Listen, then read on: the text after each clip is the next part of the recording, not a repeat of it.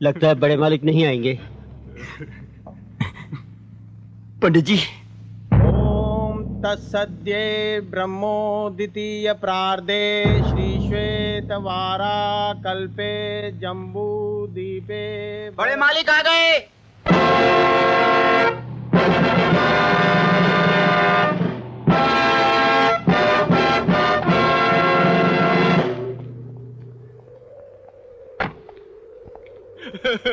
भाई साहब।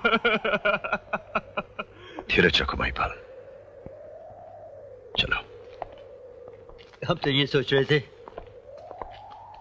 पता नहीं आप वक्त पे आ भी पाएंगे कि नहीं। भाई यशपाल सिर्फ मेरे बड़े भाई ही नहीं, बल्कि मेरे पिता समान थे। मैं कैसे नहीं आता।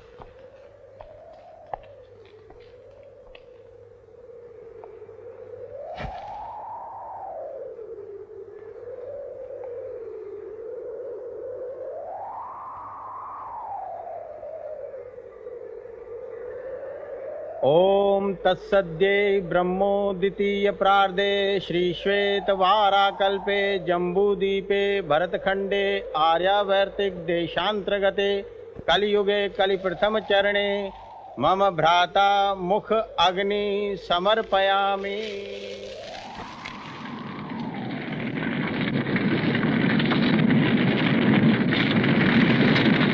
हमारे भाई की जिसने हत्या की है उसे एक बार जरूर देखना चाहूंगा।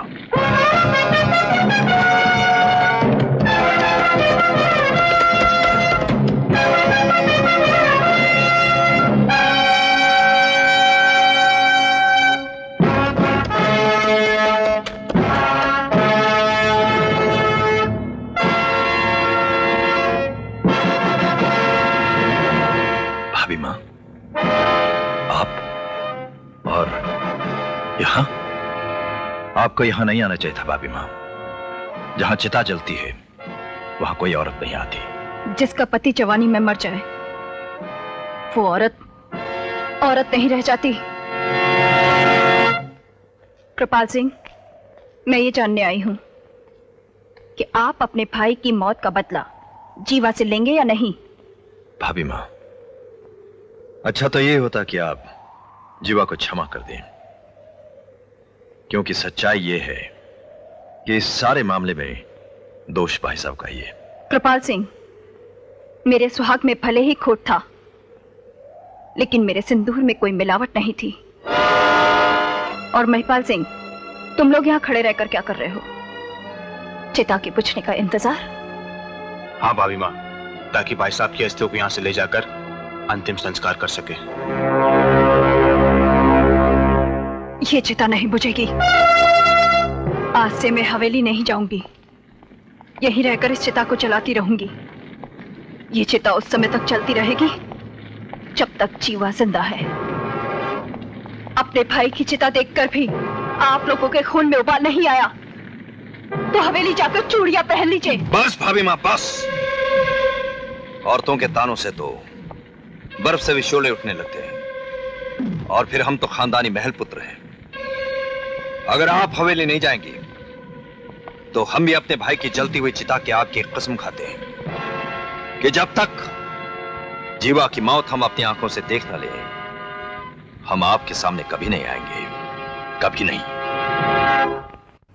लिहाजा ये अदालत जीवा को दफा 302 के तहत उम्र कैद की सजा देती है।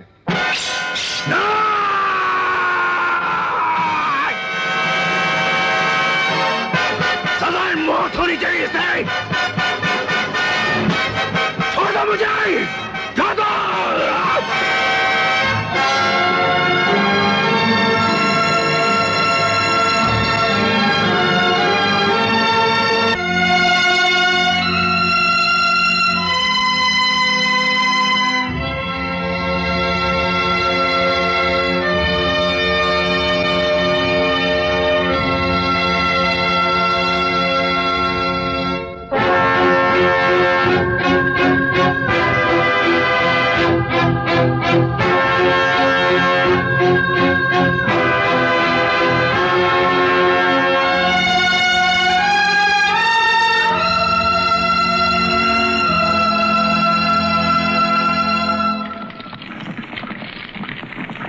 तुम लोग जिस वंश में पैदा हुए हो,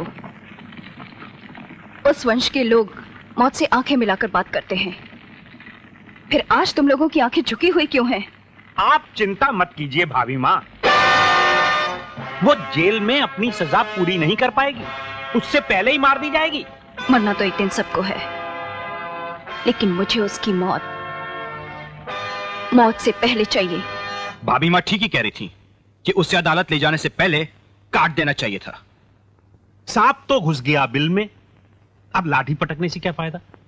पोजीशन ये है कि जीवा जेल में है, अब हमें जो कुछ भी करना है बड़े सोच समझ के, बड़े आराम से करना होगा, समझ गए? प्रशांत, बताओ भाभी माँ के सामने क्या चीज जलती है?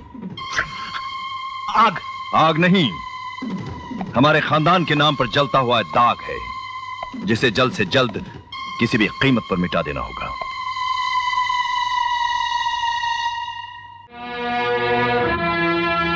कौन है ये? यही है वो सेंट्रल जेल का जेलर, कपिल देव सिंह।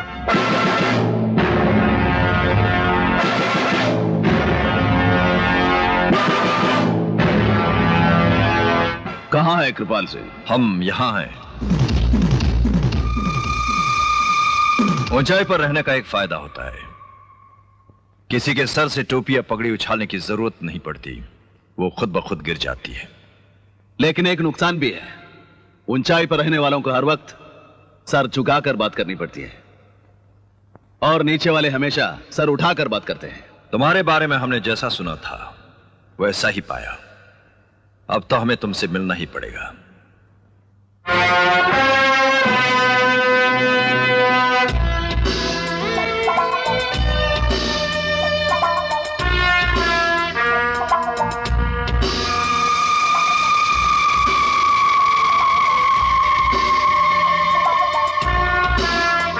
कैसा लगा तुमको हमारा ये महल?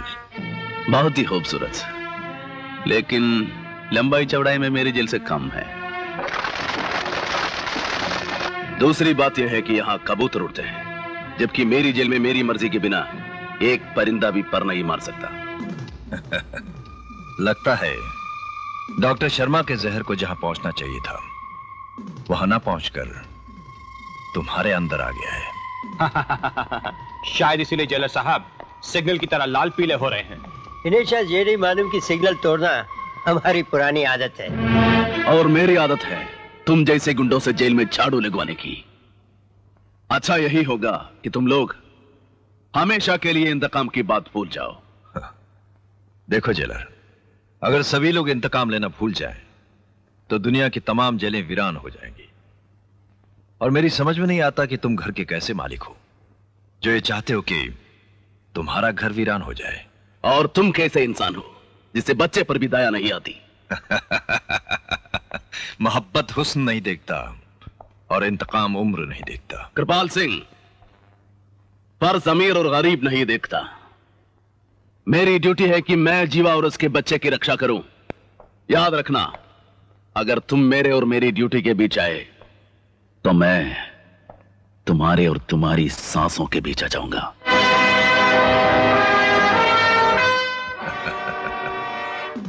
बदन पे खाकी वर्दी और कंधे पर जन सितारे लग जाने के बाद अच्छा खासा आदमी दिन में ख्वाब देखने लगता है। मगर उससे नहीं मालूम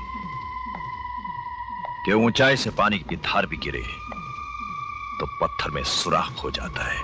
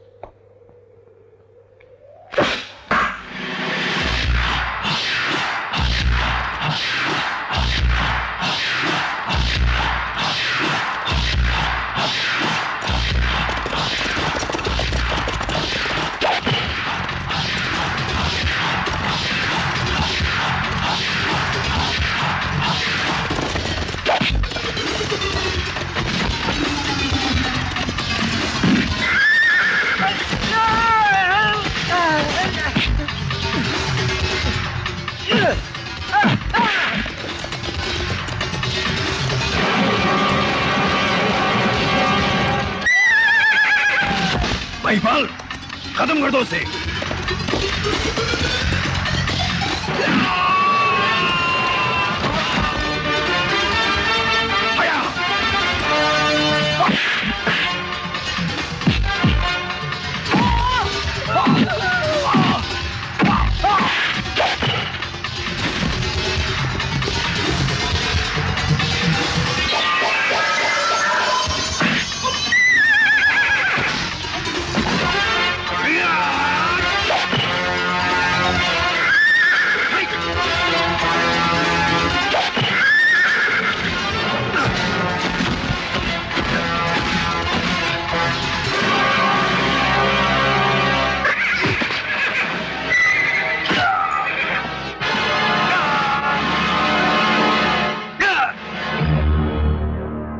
सेंट्रल जेल के जेलर कपिल देव सिंह पर कातिलाना हमला करने के जुर्म में यह अदालत कृपाल सिंह को दफा 307 के तहत 7 साल कैद बामुशक्कत की सजा का हुक्म देती है।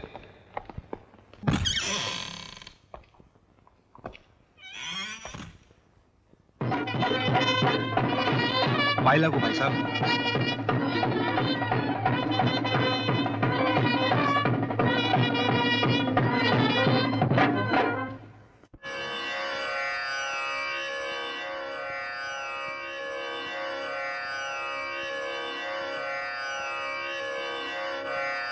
जब आप जेल गए थे मैं खुश भी थी कि जेल में रहकर आप पर पड़ा हुआ शराफत का बच्चा कुछ मैल भी धुल जाएगा, और वही हुआ। मैं बहुत खुश हूं।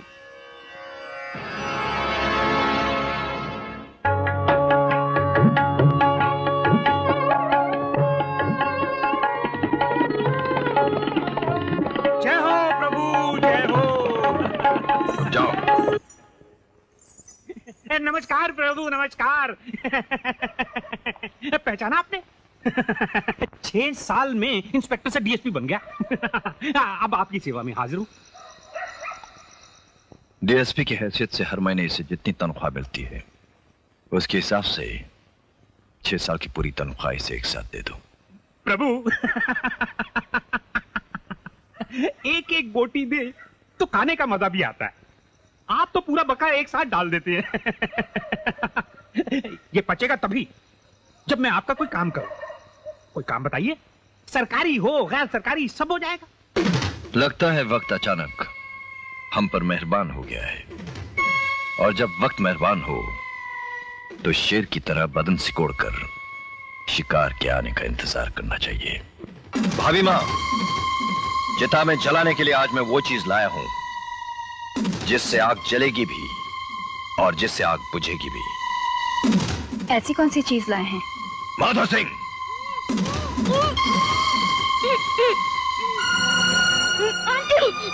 आपके दुश्मन जीवा के कलेजे का टुकड़ा। मुझे बचा लो। अब वो समय आ गया भाभी मां, जिसने आपकी सुहाग उजाड़ दी थी, आप उसकी गोद सुनी कर दीजिए। जला डालिए इस बच्चे को इस चिता के अंदर। मेरी दुश्मनी सिर्फ जीवा से है, इसे छोड़ दीजिए। मकर, आप ही ने मुझे संदेशा भेजा था कि जीवा की गोद सुनी होनी चाहिए। वो मेरा पागलपन था। अगर ऐसा है भाभी मां, तो जरूर आपके सिंदूर में मिलावट होगी। कृपाल सिंह, जब हमने जीवा को क्षमा करने की बात आपसे कही थी तो आपने हमसे कहा था जाओ जाकर चूड़ियां पहन लो। तब हमने इसी चिता के सामने सौगन खाई थी, और आज उस सौगन को निभाने का वक्त आया तो आपके अंदर ममता जाग गई। इस आग में भाई यशपाल ही नहीं, मेरी जिंदगी के 7 साल तक जलकर राख हो चुके हैं, और अब आपकी अंधी ममता को भी इसी आग में जलना होगा। आंटी, मुन्ना, इसे कुछ हुआ तो नहीं? तुम ठीक हो ना? बच्चे को जल्दी से लेकर चली जाओ। Thank you. जाओ, जल्दी जाओ। हमें बाद में मालूम पड़ा कि गुलाब ने ही जेलर को छिपा के रखा हुआ था। गुजरा करके उसने हमें बेवकूफ बनाया और हम बन गए। ठाकुर साहब, इससे पहले हाका में भी वो हमारे हाथ से बच निकला था, और फिर भाभी माँ ने उसे बचा लिया। भाई साहब, याद है ना आपको कि कल अदालत में केस दोबारा खुल रहा है? उधर जेल में हड़ताल भी खत्म नहीं हो रही है। अब मेरी कुर्सी गई समझिए। कुछ नहीं जाएगा, किसी का कुछ नहीं जाएगा। कल जब सूरज डूबेगा तो सिर्फ आसमान ही नहीं, हमारे दुश्मनों के खून से धरती भी लाल हो जाएगी। हसिया से काटी थी ना मेरे भाई की गर्दन, हाँ? अब मैं तेरे बेटे की गर्दन इस तलवार से टुकड़े कर दूंगा। नहीं, मैं ऐसा नहीं करने दूंगी। करो कोशिश। ना तू पहले इसे तोड़ पाई थी, ना अब तोड़ पाएगी। पहले एक विधवा पत्नी कोशिश कर रही थी, जिसे तुम देख रहे थे। अब एक माँ की शक्ति देख। तो दिखाओ माँ की शक्ति, दिखाओ।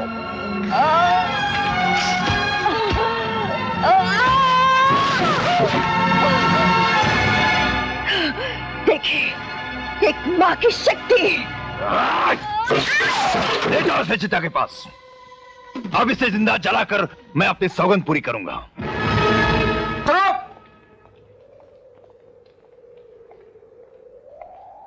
अच्छा हुआ आप दोनों आ गए।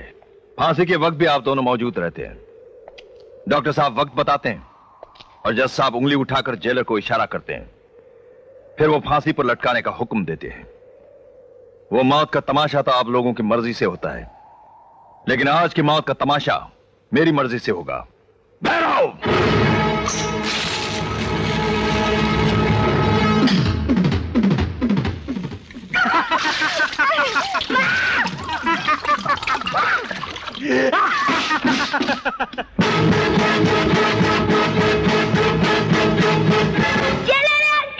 आत्मा कभी नहीं मरती, जीवन का ये सूत्र है।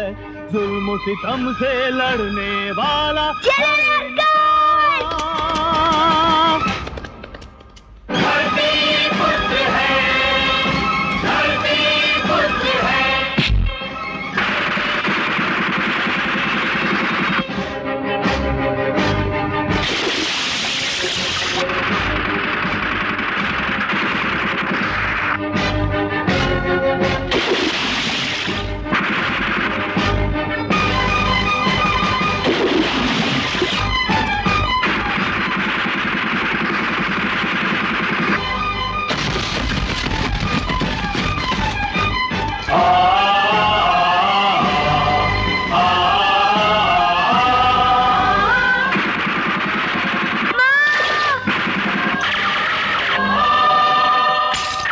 लोग अर्थी कांधे पर उठाते हैं, लेकिन मैं तेरा कफन कांधे पर लाया हूं। हाँ कृपाल सिंह, यह है तेरा कफन।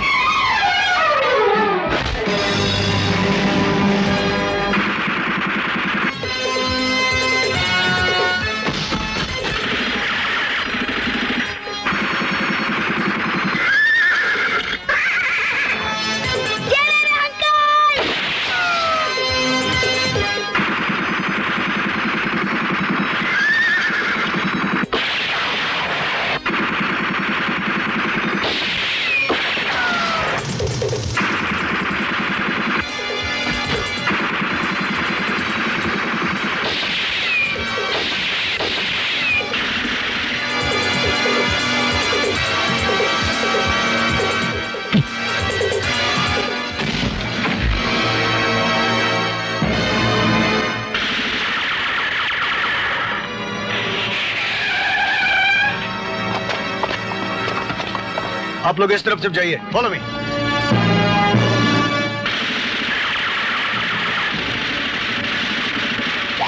महिपाल,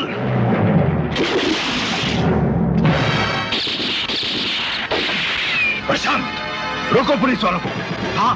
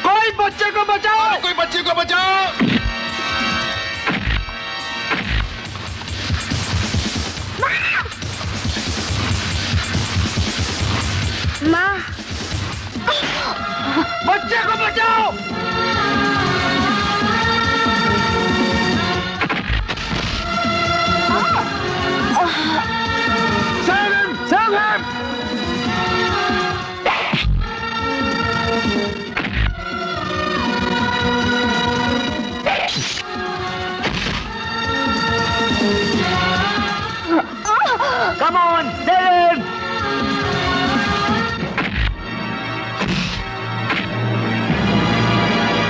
जाना कृपाल सिंह जिंदा रहा तो बच्चे को मार ही डालेगा। छोड़ना मत। हाँ उसे छोड़ना मत, उसे छोड़ना मत।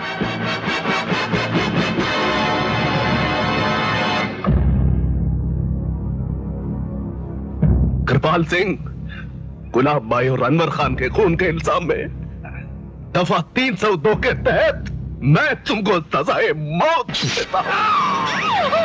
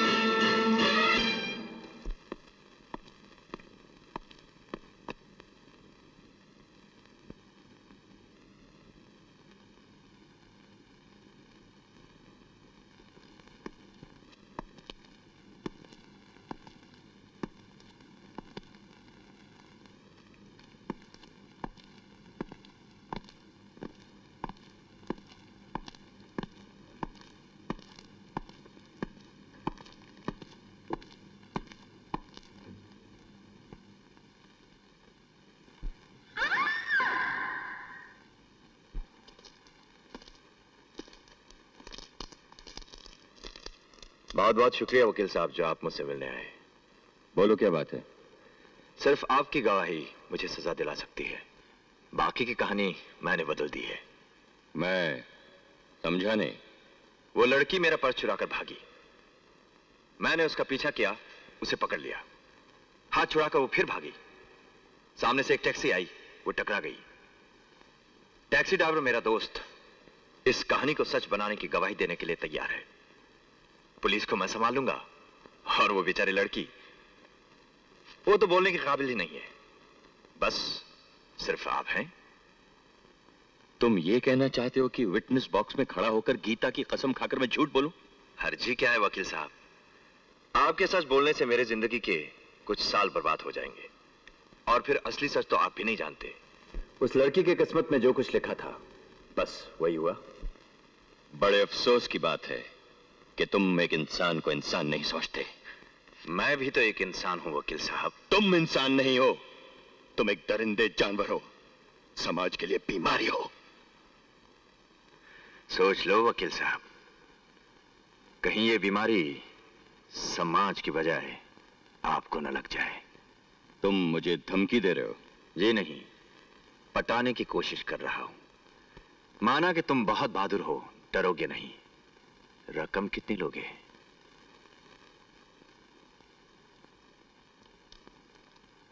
ये अदालत रघुवीर सिंह वल्द परमवीर सिंह को कुमारी रानी वर्मा वल्द राज वर्मा के साथ बलात्कार करने और पुलिस पर हमला करने के जुर्म में जेर दफा 332, 354, 363 और 366 ताज़ीरात हिंद के तहत 7 साल कैद बामुशक्कत की सजा देती है।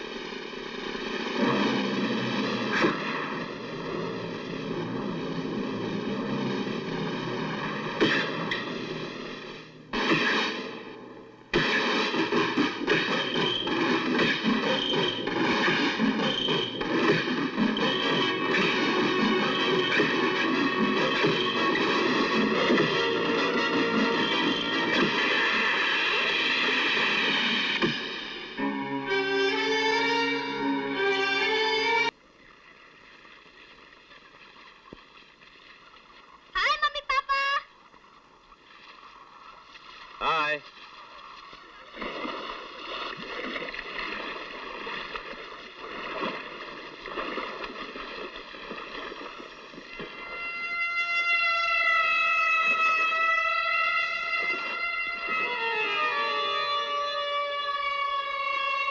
हेलो बेटे, एंजॉयिंग?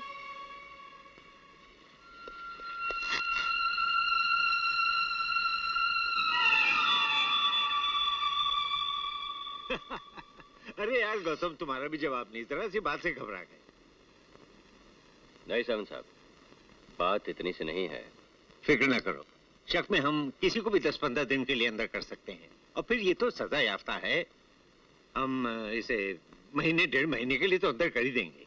इससे मसला हल नहीं होगा। क्यों? मुझे लगता है ये एक रिवेंज स्टोरी बनती जा रही है। क्या मतलब? आज से करीब 7 साल पहले एक रात में टेलीफोन करने के लिए मलाबार हिल पर रुका।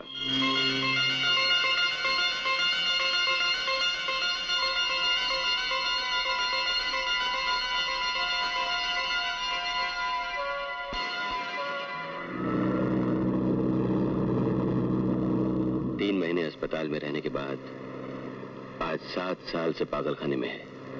ओह, ऐसे ही। और अब वो जेल से रिहा होकर तुमसे बदला लेना चाहता है? वेल, उसकी हरकतों से तो कुछ ऐसा ही लगता है। उसने कोई ऐसी हरकत की है जिस पे हम कोई एक्शन ले सके? नहीं। तब तो हम शक में उसे गिरफ्तार तो कर सकते हैं, लेकिन कब तक? सावन साहब, मैं तो सिर्फ ये बात आपकी नॉलेज में लाना चाहता हूं। दरअसल बात यह है कि उसका अंजू और रक्षा की तरफ देखने का अंदाज मुझे बिल्कुल पसंद नहीं। ठीक है, मैं उसे अपने दफ्तर में बुलवाता हूं और धमकी दे के किसी न किसी बहाने से उसे शहर से बाहर निकलवा देता हूं। Thank you very much.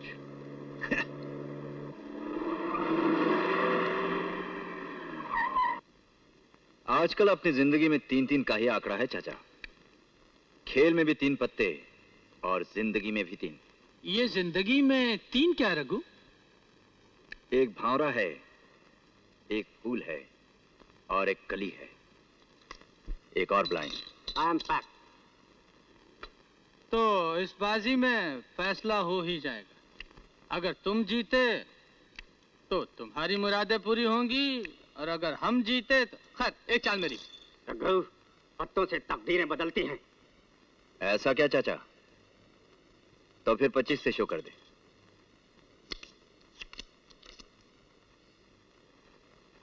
ये बाजी मैं किसी भी हाल में हारना नहीं चाहता।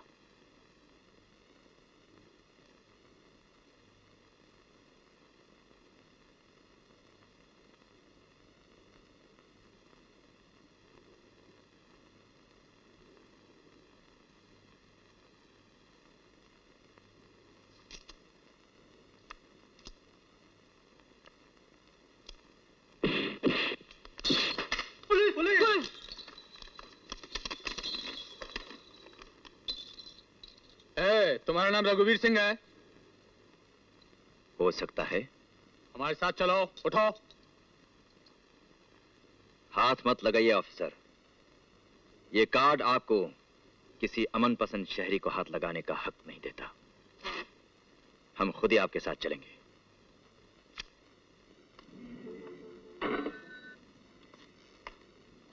अरे, आप लोगों ने मुझे बताया तक नहीं कि मुझे कमिश्नर साहब के यहाँ जाना है, वरना मैं कपड़े वपड़े तो ठीक पहन कर आता। ज्यादा नाटक करने की जरूरत नहीं, चुपचाप खड़े रहो। देखिए कमिश्नर साहब, क्योंकि मैं बहुत ही अमन पसंद शहरी हूं, इसलिए आपके रुतबे से इनकार नहीं करूंगा।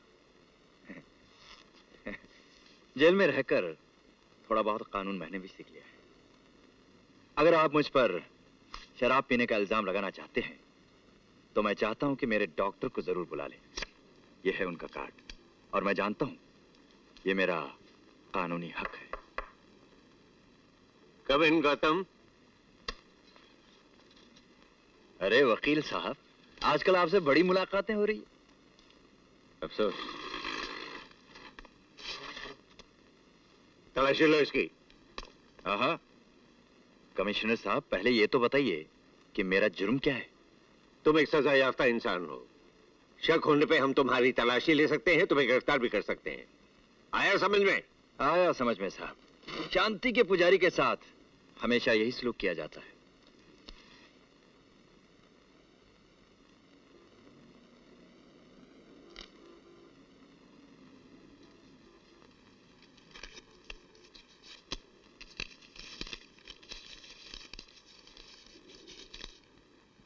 सिर्फ 150 रुपए?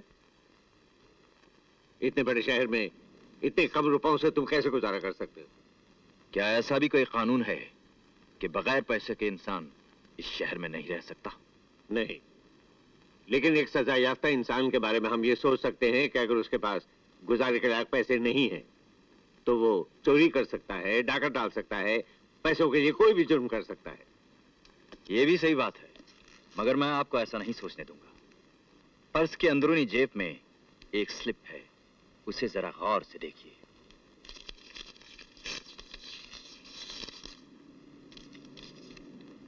₹25,000?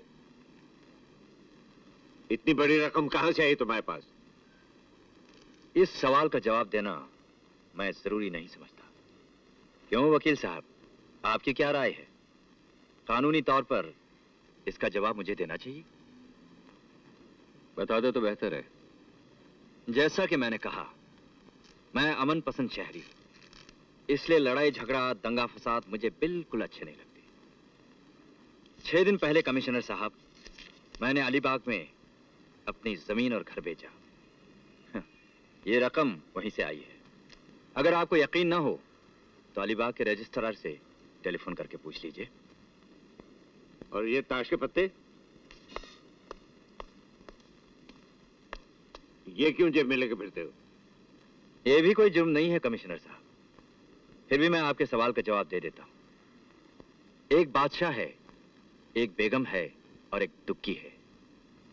बादशाह की शक्ल मैं सुबह उठते ही देखता हूं और बेगम की शक्ल रात को सोने से पहले देखता हूं, और दुक्की सपनों के लिए। अगर तुमने मेरी बीवी और बच्ची पर बुरी नजर डाली तो मुझसे बुरा कोई नहीं होगा। ऐसा नहीं करते, हटो। याद रखना। कमिश्नर साहब, अगर यही बर्ताव मैं आपके ऑफिस में करता तो आप क्या करते हैं?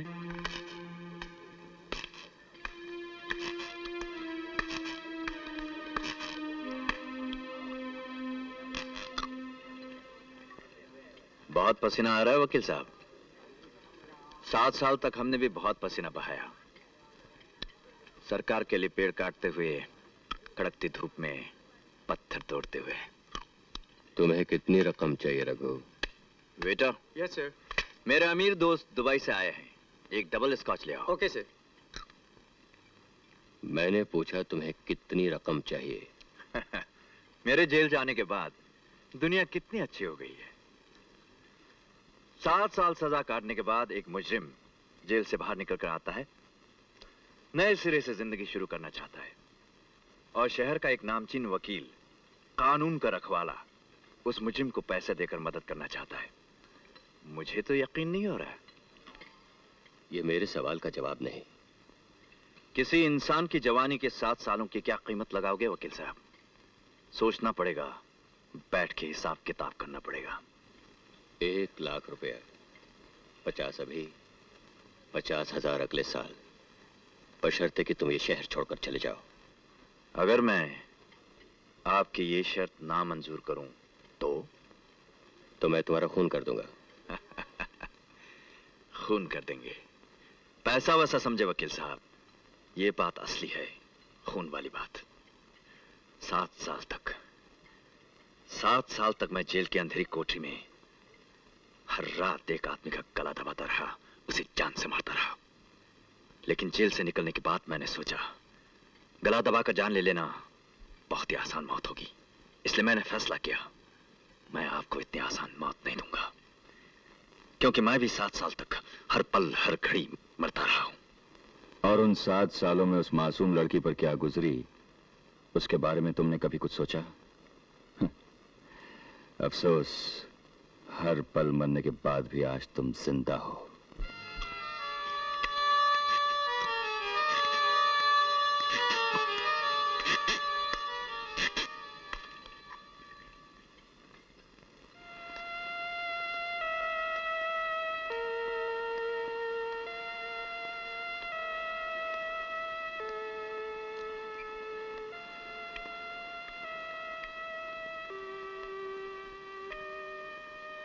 अंजू, उसे रुपया पैसा कुछ नहीं चाहिए।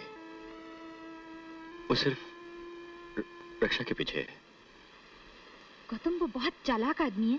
वो अच्छी तरह जानता है कि रक्षा को हाथ भी लगाएगा तो पुलिस उसे फौरन गिरफ्तार कर लेगी। नहीं नहीं अंजू, वो गिरफ्तार नहीं होगा। क्या मतलब? कानून मर गया? पुलिस हो रही है क्या? अंजू देखो, अगर वो रक्षा को, मेरा मतलब है अगर वो अपने इरादे में पूरा हो भी जाए तो गिरफ्तार जरूर हो जाएगा, लेकिन वो अपना जुर्म कबूल तो नहीं करेगा। हमें उसे साबित करना पड़ेगा। तुम नहीं जानती अंजू कि अदालत में ऐसे ऐसे सवालों का जवाब देना पड़ता है जो तुम और हम बेडरूम के अंधेरे में ऐसी बातें बोलना और सुनना तक पसंद नहीं करते। वो अच्छी तरह जानता है, ना तो हम अदालत चाहेंगे और ना ही रक्षा उन सवालों का जवाब दे पाएगी। इसका मतलब है इस डर से मुक्ति पाने का कोई तरीका ही नहीं है। एक तरीका है।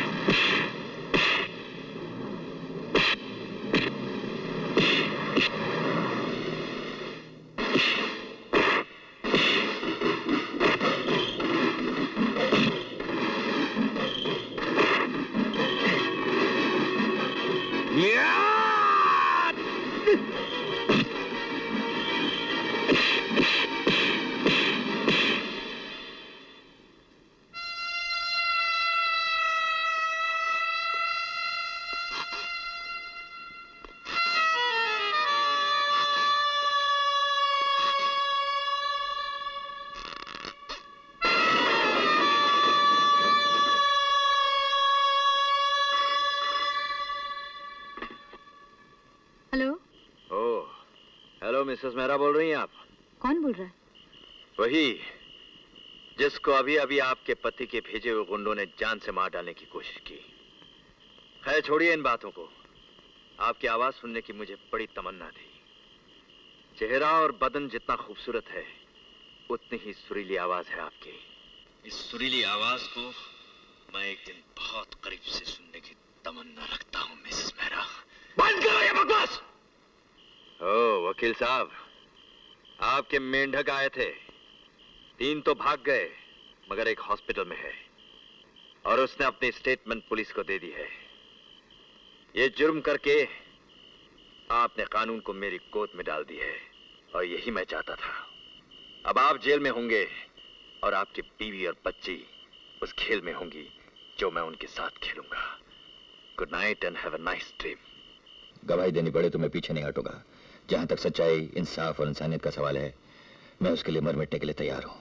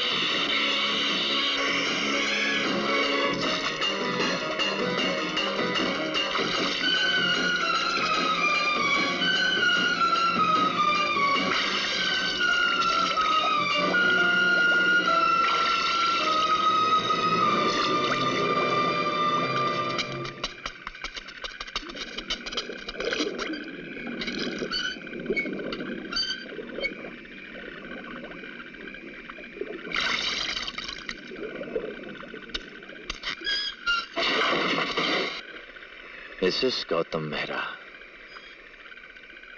मैंने कहा था ना, किसी दिन बहुत नजदीक से मैं तुम्हारी आवाज सुनूंगा, याद है?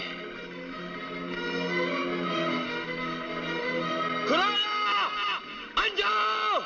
रक्षा! जी पापा। मम्मी कहाँ है?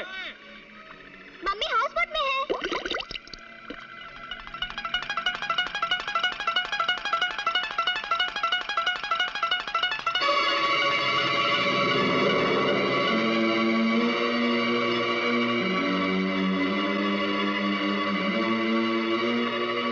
रक्षा, जब तक मैं ना आऊं दरवाजा मत खोलना।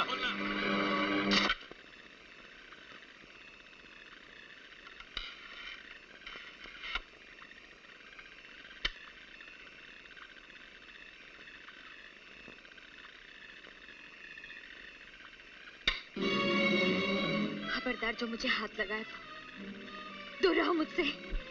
अगर तुमने मुझे जबरदस्ती करने पर मजबूर किया तो मेरे अंदर का शैतान जाग उठेगा और तुम्हारी बेटी भी नहीं बचेगी। अगर तुमने रक्षा को हाथ लगाया तो मैं तुम्हें जान से मार डालूंगी। तुम दोनों माँ बेटी मिलकर मेरे हाथ की मुट्ठी भी नहीं खोल सकती। एक सौदा कर लो तो तुम्हारी बेटी बच सकती है। क्या? तुम अपनी मर्जी से, अपनी खुशी से मेरी बात मान लो, तुम्हारी बेटी को मैं हाथ भी नहीं लगाऊंगा। मेरे लिए इतनी तसल्ली है कि गौतम मेहरा जिंदगी भर मुझे याद करता रहेगा। और अगर तुम्हारे अंदर नाम का जुनून हो तो मेरे जाने के बाद खुदकुशी कर लेना। झील में पानी बहुत है।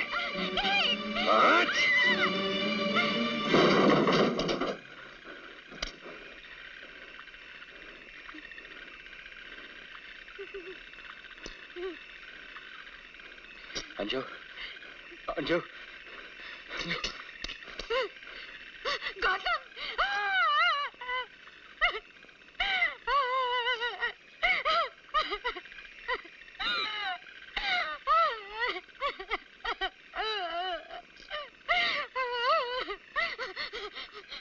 रक्षा, वो है तो ना, रक्षा के पीछे वो आ गया, वो आ गया, वो आ गया।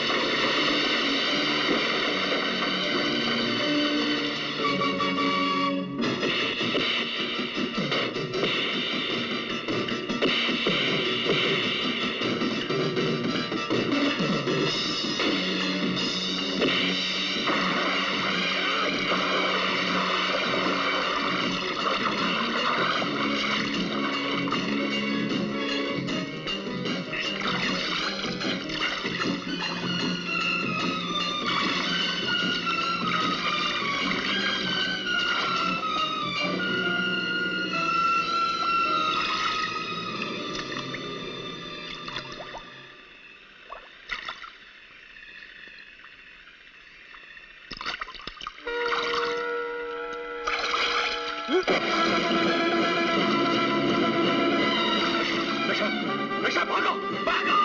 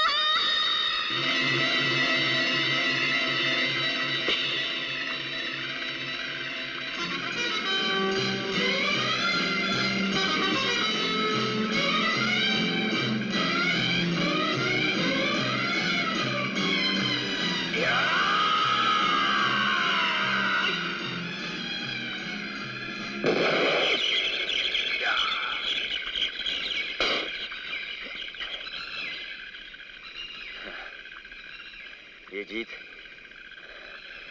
कानून की नहीं, पिस्तौल की है। चलाओ गोली। तुम इतनी आसानी से मरना चाहते हो? नहीं, मैं तुम्हें नहीं मारूंगा। मैं तुम्हें कानून के हवाले करूंगा, ताकि कानून तुम्हारी अच्छी तरह देखभाल कर सके, तुम्हारी खिदमत कर सके, ताकि तुम कभी जिंदगी में ये ना कह सको कि कानून क्या करेगा।